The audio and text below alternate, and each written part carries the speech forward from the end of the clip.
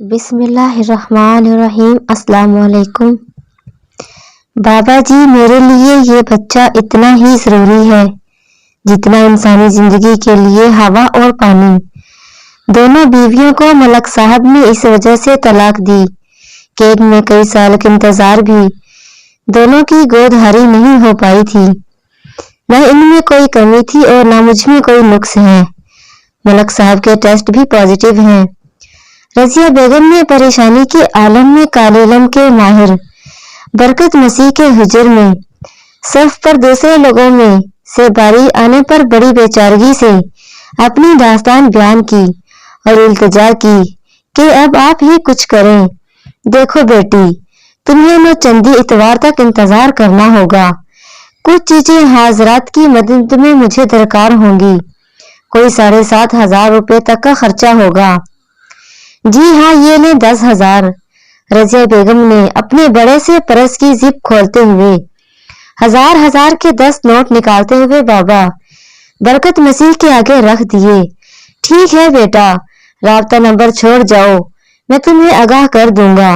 Note سنبھالتے ہوئے اس نے رضیہ بیگم کو جانے کی اجازت دے دی۔ رضیہ بیگم آستانے سے اٹھی اور آسانی سے باہر آ کر ڈرائیور کو گاڑی سٹارٹ کرنے کا حکم دیا، جو باہر درخت کی چھاؤں میں بیٹھا رضیہ کا انتظار کر رہا تھا۔ برکت مسیح کے بارے میں بھی اسی ڈرائیور نے رضیہ کو بتایا تھا۔ جی بی بی جی۔ ڈرائیور نے اٹھ کر گاڑی کا دروازہ کھولا اور رضیہ بیگم پچھلی سیٹ پر آ کر بیٹھ گئی۔ تمام راستے وہ خاموش بیٹھی رہی، طرح طرح کے خیالات میں الجھی رہی۔ ملک کرامت کا شمار علاقے کے بڑے لوگوں میں ہوتا تھا۔ خاندانی رئیس کی کئی فیکٹریاں، زمینیں اور بہت کچھ ہے، مگر ان کے نصیب میں اولاد نام کی نعمت شاید نہ تھی۔ اپنا خود کا علاج، بیویوں کا علاج، مگر نتیجہ صفر نکلتا۔ تیسری شادی بھی کی، مگر وہی بدنصیبی اپنے طور پر رضیہ بیگم کی کئی ڈاکٹروں پیروں فقیروں کے دروازوں پر چکر لگاتی رہتی تھی، مگر حاصل کچھ بھی نہ ہوتا، اور وہ ملک صاحب کی عادت کو اچھی طرح سے جانتی تھی۔ ملک صاحب کسی بھی وقت انہیں چھوڑ کر چوتھی شادی کر سکتے تھے، اور پھر یہ گاڑی، یہ عیش و آرام سب رضیہ کے ہاتھ سے چلا جانا تھا، اور رضیہ کسی بھی صورت یہ سب نہیں کھونا چاہتی تھی۔ ایک عیسائی کے بارے میں ملک صاحب کے نجی ڈرائیور امجد نے بتایا تو آج وہ اس کے استانے پر آئی تھی۔ رضیہ بیگم گاڑی سے اتر کر سیدھی اپنے بیڈ روم میں آ گئی۔ ملازم کو چائے لانے کا کہہ کر مسحری پر دراز ہو گئی۔ اس کے ذہن میں ایک ہی خواہش تھی کہ اللہ تعالیٰ اس کی گود ہری کر دے، ورنہ اسے بھی اپنی فراغت نظر آ رہی تھی۔ رضیہ بیگم برکت مصیبت کے آستانے کے اندر بیٹھی ہوئی وہ سب کچھ سمجھ رہی تھی جو وہ اسے بتا رہا تھا۔ بیٹی، میں اس بات کی ضمانت دیتا ہوں، اگر تم اس عمل میں کامیاب ہو گئی تو سمجھ لے تمہاری مراد پوری ہو گئی۔ یہ عمل تم نے 3 دن تک رات کے پچھلے پہر قبرستان میں کسی بھی بچے کی قبر کے سرہانے بیٹھ کر کرنا ہے۔ یہ رہا وہ عمل۔ برکت نے کاغذ کا ایک ٹکڑا رضیہ بیگم کی طرف پڑھا دیا۔ بابا جی، یہ چند الفاظ تو میں آسانی سے دہرا لوں گی، مگر قبرستان میں جا کر کسی بچے کی قبر رات کے اندھیرے میں تلاش کرنا، اور پھر میں ٹھہری عورت ذات، میں یہ سب کچھ کر سکوں گی کیا؟ بیٹا جی، اب یہ آپ کا مسئلہ ہے۔ اگر یہ میرے کرنے کا کام ہوتا تو میں آپ کو کہتا ہی نہیں۔ یہ کہہ کر اس نے رضیہ بیگم کو جانے کی اجازت دے دی۔ باہر ڈرائیور امجد علی گاڑی میں بیٹھے رضیہ بیگم کا انتظار کر رہا تھا۔ اپنی مالکن کو دیکھ کر اس نے گاڑی سٹارٹ کر دی۔ رضیہ بیگم پچھلی سیٹ پر بیٹھ گئی تو اس نے گاڑی آگے بڑھا دی۔ گاڑی میں پھیلی خاموشی کو رضیہ بیگم نے امجد علی کو مخاطب کر کے توڑا۔ امجد جی بی بی جی۔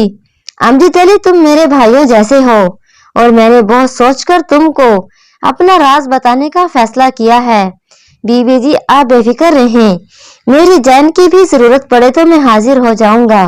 امجد علی ڈرائیور نے بڑے اعتماد سے رضیہ بیگم کو جواب دیا۔ بابا جی نے مجھے ایک چلہ لکھ کر دیا ہے جو 3 دن تک قبرستان میں کسی بچے کی قبر کے سرہانے بیٹھ کر رات کے پہلے پہر کرنا ہے۔ ہاں اگر تم میرا ساتھ دو تو میں یہ کر سکتی ہوں۔ بی بی جی اگر آپ کمزور دل ہو کر بھی رات کے وقت قبرستان جانے کے لیے تیار ہو تو میں کیوں نہیں آپ کا ساتھ دوں گا۔ تو پھر ٹھیک ہے، اگلے ہفتے ملک صاحب کام کے سلسلے میں دبئی جائیں گے اور ہم یہ عمل اسی وقت دہرائیں گے۔ رضیہ بی بی نے پرس سے کچھ پیسے نکال کر امجد ڈرائیور کے سپرد کر دیے، جو اس نے لے کر اپنی جیب میں رکھتے ہوئے کہا، بی بی جی آپ بے فکر ہو جائیں۔ ملک صاحب 5 روز کے لیے دبئی چلے گئے اور رضیہ بیگم نے امجد علی کا ساتھ لیا اور قبرستان میں گھوم پھر کر ایک چھوٹے سے بچے کی قبر کا انتخاب کر لیا۔ یہ قبر نسبتاً ذرائع آمد و رفت سے ہٹ کر درختوں کی اوٹ میں بنی قبروں میں سے ایک تھی۔ رات کے 8 بجے کا پروگرام طے پایا گیا۔ رضیہ بیگم نے گاڑی پر جانے کے بجائے امجد علی کو موٹر سائیکل پر لے جانے کا کہا۔